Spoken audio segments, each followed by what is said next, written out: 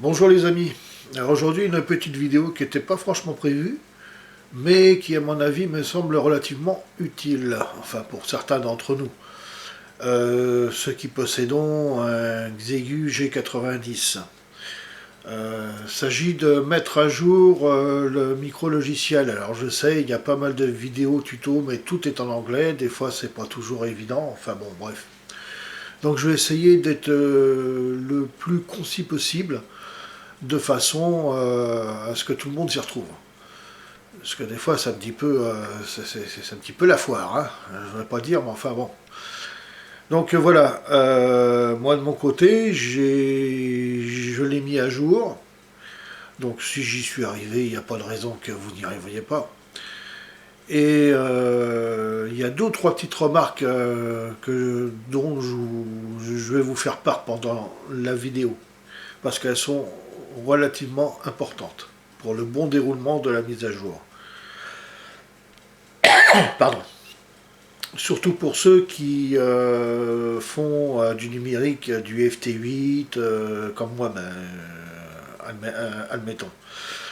Je me suis fait peur tout seul, et en fait, non, c'est parce que c'est dû à une mise à jour, mais ça, c'est dit nulle part. Je vais vous en faire part au cours de la mise en place du micro-logiciel.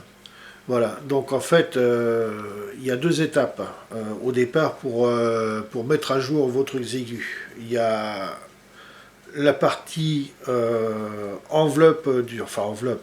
la partie corps du transceiver, et il y a la partie display, là où se trouve le petit écran. Parce que vous savez qu'on peut changer de ce petit écran-là, mettre un GSO à la place, enfin bon. Donc le micro logiciel, il est séparé en deux.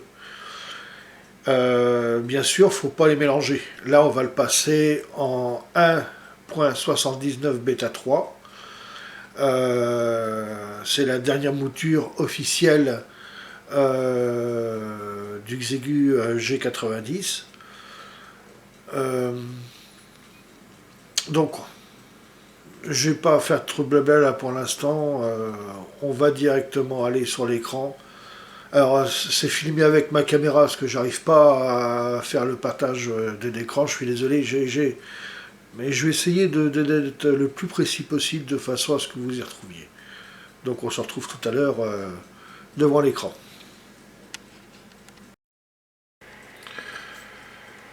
Bien, donc le petit transceiver G90 Xiegu, c'est donc un petit transceiver QRP, maximum 20 watts. Moi, je m'en sers exclusivement pour faire du FT8. J'ai mon 7000 ICOM et mon Yaesu FT847 pour faire de la phonie. Lui, il me sert exclusivement pour faire du FT8 et du FT4. Bien. Alors, comme je vous le disais, il y a plusieurs étapes pour mettre ce petit transceiver à jour. À savoir, en prérequis, il vous faut donc bien sûr l'alimentation 13V8.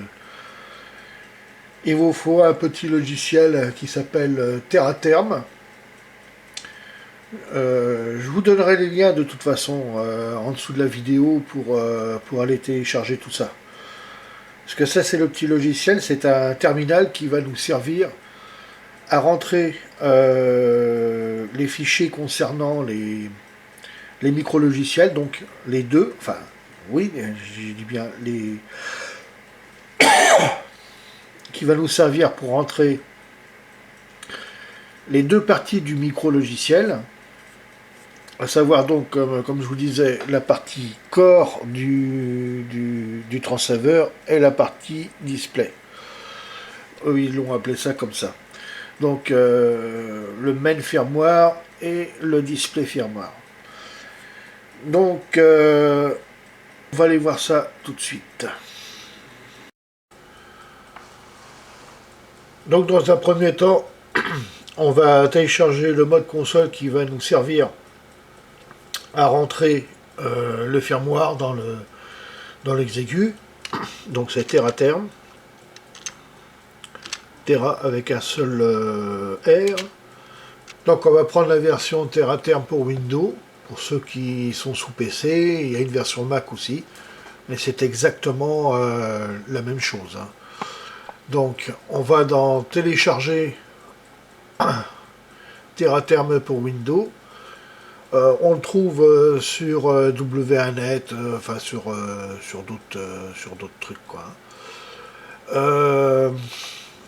Donc on clique dessous, hein, puis bon ben vous faites télécharger. Je vais pas le refaire moi puisque je l'ai déjà moi, donc voilà.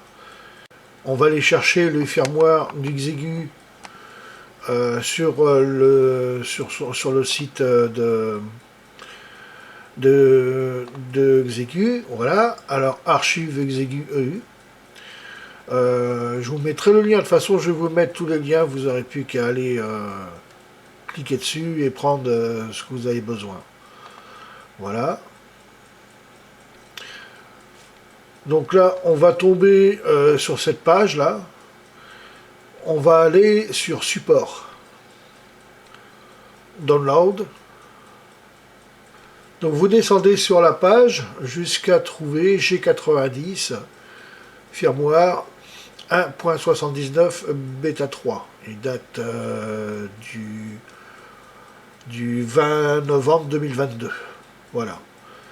Donc il y a différents correctifs dessus, surtout sur la 1.79 B2. C'est celle que j'ai mise là. Je vais vous expliquer pourquoi après. Là, je vais repasser en 79 B3. Et là, on fait donc download. Ça va vous créer un fichier zip qu'il faudra bien sûr ouvrir. Je me suis créé un dossier G90. Voilà, une fois que vous avez téléchargé votre firmware, vous le mettez dans un petit répertoire. Donc moi j'en ai pris 3 parce que j'ai fait plusieurs essais pensant que j'avais un problème avec mon Xegu. Je l'avais passé en 1.79.3 et puis je ne pouvais plus faire de numérique avec. Enfin je croyais ne plus pouvoir faire de numérique avec. Je me suis dit bon, il y a un problème sur le firmware, je vais downgrader, je vais mettre la 7.9.2, la 7.9.2 c'était pareil. Et j'ai voulu mettre la 7.1.8. Ah bah là, apparemment j'ai un collègue qui avait un Xegu, qui avait voulu faire cette mise à jour du 1.78 là. Et le problème qui se passe, c'est que il le rentre, hein, il n'y a pas de problème, il le rentre. Par contre après, ça affiche votre transceiver. C'est-à-dire qu'en fait, vous le débranchez, vous l'allumez, l'écran flash un coup et puis terminé. J'ai dit bon, nous voilà bien. En fait, bon, c'est pas méchant, c'est juste un gros bug du firmware, mais le bootloader est toujours présent, c'est-à-dire qu'avec TerraTerm, on peut toujours upgrader pour changer la version. Donc ça c'est ce qui m'a sauvé. Donc là, je me suis dit, bon, ça va, il n'y a pas de casse. C'était juste un problème du micro-logiciel. Alors donc, là, voilà votre fichier ZIF. Il faut d'abord l'extraire. Donc vous l'extrayez dans le répertoire que vous avez créé. Comme ça vous évite d'avoir 36 trucs à la fois. Donc les deux fichiers qui vont nous intéresser, c'est le display unit et le main unit. Ça, c'est le micro-logiciel, vous voyez, en fait, qui est séparé en deux, comme je vous disais, une partie qui sert pour le corps du transceiver et l'autre au niveau de l'affichage. En fait, toute la tête du G90. Voilà. Donc ça, c'est les fichiers qu'on va avoir besoin. Donc une fois qu'on les a, on va se rendre sur TerraTerm, donc on va le lancer. Une fois qu'on a fait ça, on débranche. Moi je la débranche directement sur la base puisque j'ai l'alimentation sur le côté. on le débranche. Voilà. C'est un conseil que je vous donne, parce que des fois, c'est bien expliqué sur un tuto anglais, mais des fois le firmware ne va pas jusqu'au bout, si on ne procède pas comme ça. Moi je débranche tout, je débranche aussi le C19 qui est derrière, donc sur la prise ACC du transceiver qui est la prise data. L'ACC c'est le comment. Parce que moi j'ai une interface pour ça. Oui. Là moi j'ai une interface CE19, je sais pas sur là, voilà. Moi j'ai cette interface là qui me sert justement pour faire du FT8. Et c'est avec cette interface là que je n'arrivais plus à communiquer. Je vais vous expliquer pourquoi. Il vous faut le câble de programmation, donc c'est le câble, moi il est branché derrière sur l'ordi, donc je vais éviter de comment. Je vais éviter de tout débrancher. Voilà. Donc derrière le transceiver, vous avez 3 prises. Jack, K, COM et IQ. Donc il va falloir se brancher sur la prise orange là. Et l'autre partie bien sûr sur l'USB de l'ordinateur. Alors une fois que c'est fait, on lance le logiciel Terre à terme. Voilà.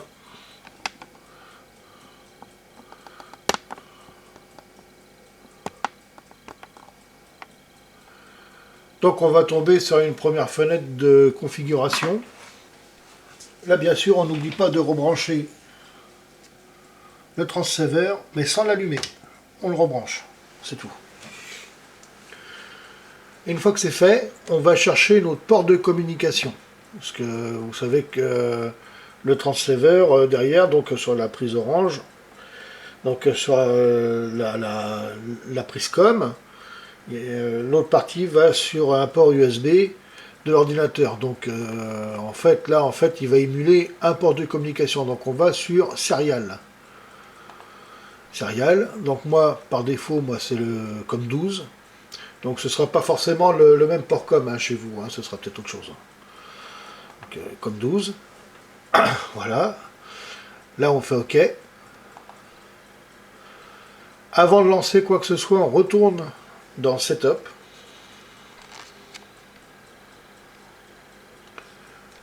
Je ne sais pas si on le voit là.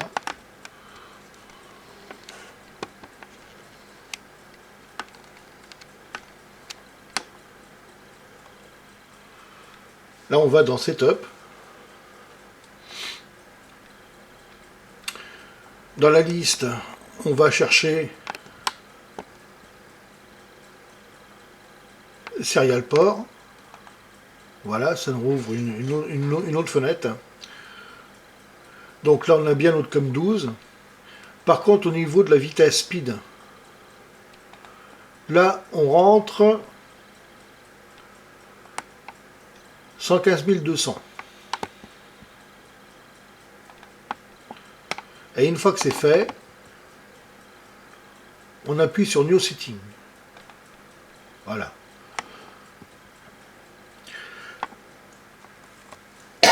Là maintenant, il va falloir démarrer le transceiver. Alors, en fait, il faut qu'on le démarre, mais dans un mode de programmation. Pour la partie main firmware, c'est-à-dire en fait sur la première partie du firmware, on commence donc sur cette prise orange, là comme je vous ai dit tout à l'heure. Il va falloir maintenir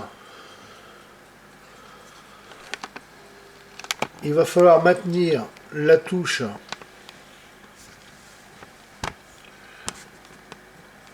espace du clavier, et là tout en la maintenant, on appuiera sur le bouton marche arrêt du transceiver et vous allez voir, ça va changer au niveau de l'affichage sur le terminal.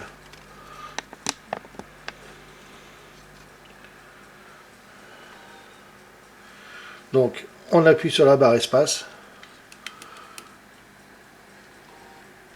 on démarre le transceiver, voilà. Et là vous voyez qu'il nous demande si on veut quitter ou si on veut passer en mode pour rentrer le firmware. Donc on appuie sur 1. Alors, en appuyant sur 1, déjà la première chose qu'il fait, c'est là qu'il ne faut surtout plus rien éteindre.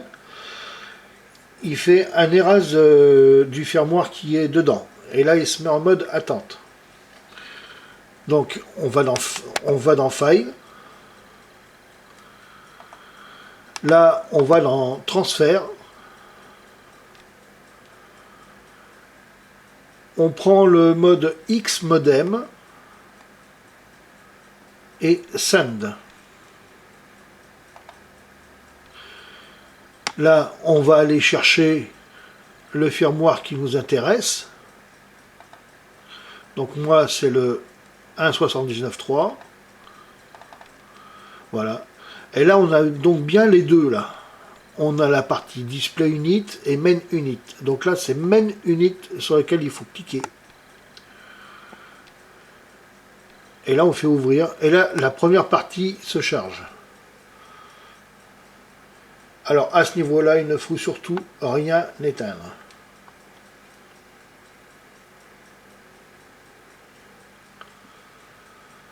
Donc, ça demande un petit moment. C'est pas très long, hein. Faut demander à peu près 1 minute en gros pour que ça se télécharge.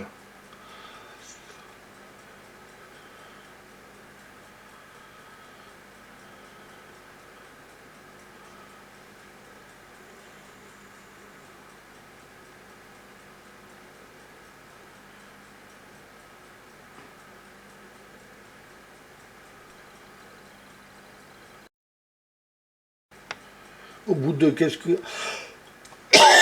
de quelques secondes, il reboot. Donc là, pareil, on rééteint le transceiver. N'oubliez pas de le débrancher.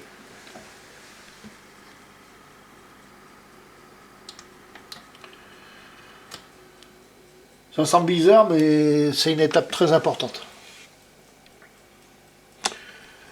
Et on va redémarrer, parce qu'il faut le fermer, terre à terme.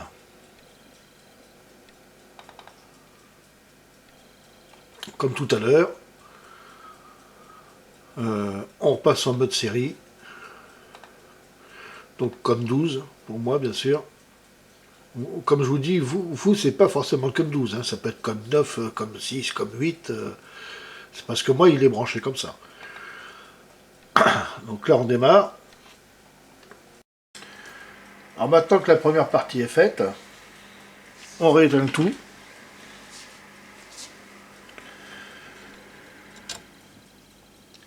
On n'oublie pas de débrancher le cordon USB COM.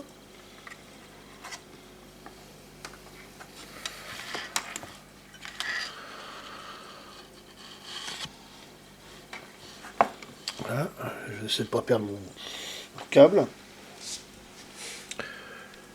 Et là maintenant, on va venir le brancher sur le deuxième jack en bas. Voilà, ici. Là, on a la prise casque en haut, la prise de communication se trouve en dessous. Une fois que c'est fait, on rebranche le transceiver. Alors là, on redémarre terre à terre. Même principe que tout à l'heure. Serial port. Donc moi, comme 12. OK. Setup. Serial port. Comme 12, on y est. Là, 115-200. New setting. Une fois que c'est fait, alors là, pour le redémarrage est légèrement différent. On appuie sur le bouton volume du transceiver. Donc, on maintient le bouton volume du transceiver appuyé et on appuie sur le bouton power. Là par contre pareil, on appuie sur 1. Là, il fait aussi les rases de la partie firmware. On retourne dans File.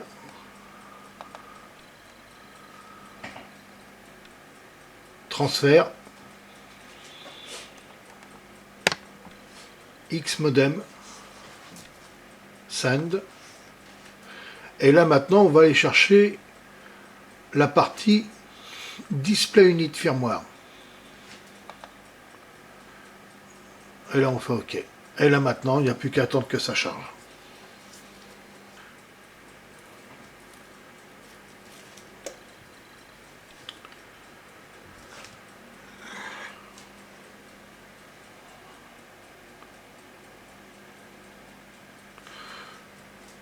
Là maintenant, on peut réteindre le poste.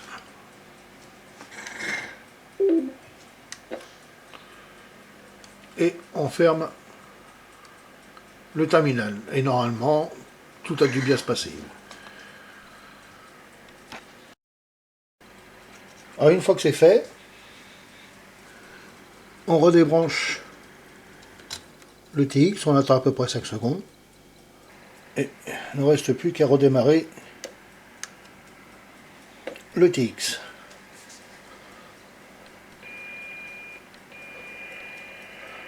Donc là je suis sur une fréquence Waiter là, en WiFax. C'est juste pour vous montrer. Parce que bien sûr on n'a pas le droit de les transmettre là-dessus. Alors,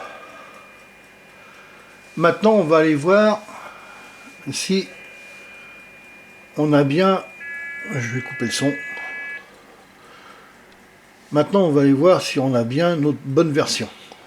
On appuie longuement sur fonction. Voilà. On appuie sur Next, donc qui correspond à la touche VM. Jusqu'à 10.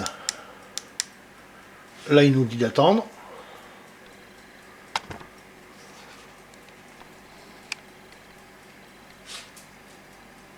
Et là, si on regarde bien, là maintenant, on est donc en version 1.79. Alors, il ne marque pas B3, mais c'est la B3. Hein. Aussi bien sur la partie écran que sur la partie corps du TX lui-même. Voilà. Exit. On revient en normal. Alors maintenant, ah oui, j'ai oublié de rebrancher le câble data. Alors bien sûr, on éteint.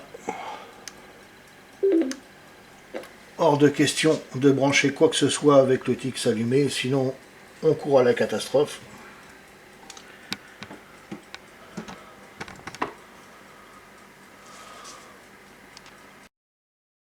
Voilà, une fois que tout est branché, tout est bien mis en place. Donc là, on va pouvoir faire l'essai, voir maintenant si tout fonctionne. Donc là, en réception, il n'y a pas de souci. Je coupe le son là parce que c'est chiant. On va faire donc un essai de réception.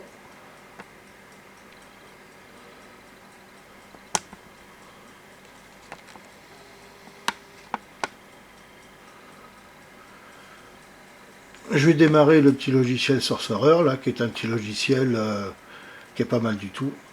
Oh.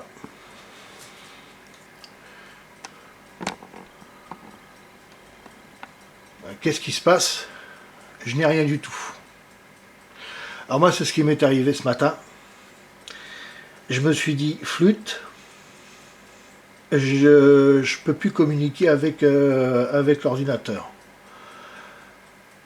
J'ai mis du temps à comprendre, parce que ça, je ne l'ai vu nulle part. On s'aperçoit que sur le TX, là vous voyez, là c'est marqué USB.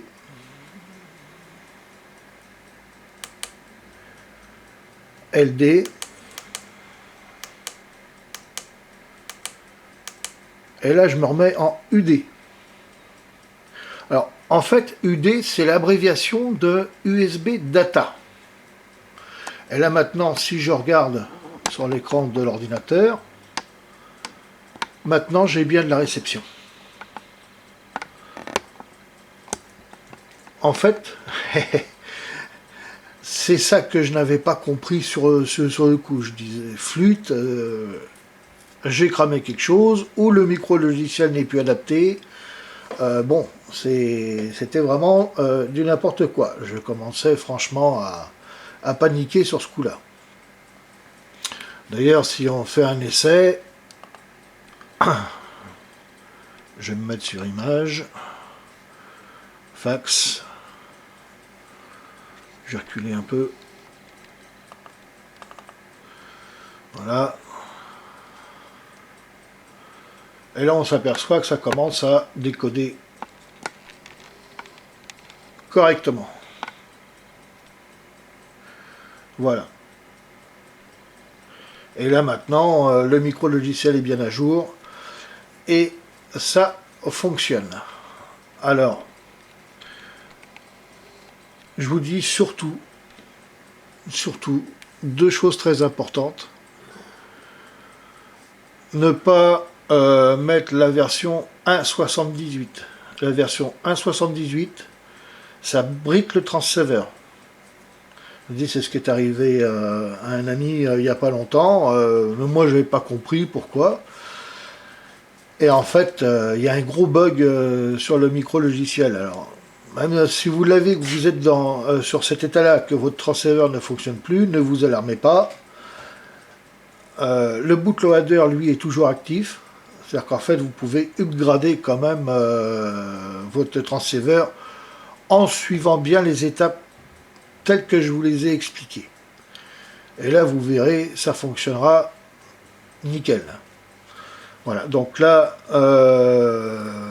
voilà, c'était ça que je voulais vous montrer et vous expliquer le plus correctement possible. J'espère que vous avez compris mes explications. Donc, n'oubliez pas,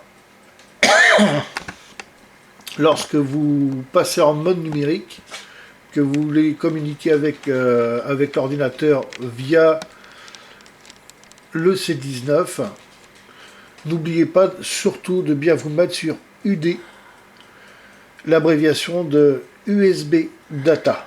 Sinon, ça ne fonctionnera pas, vous ne pourrez pas communiquer avec votre ordinateur, vous ne ferez simplement que de la phonie avec votre petit transceiver. Voilà.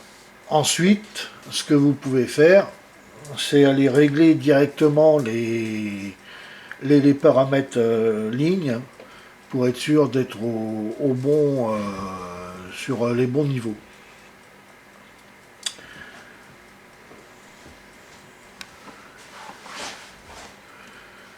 Donc pour ce faire, on appuie sur fonction.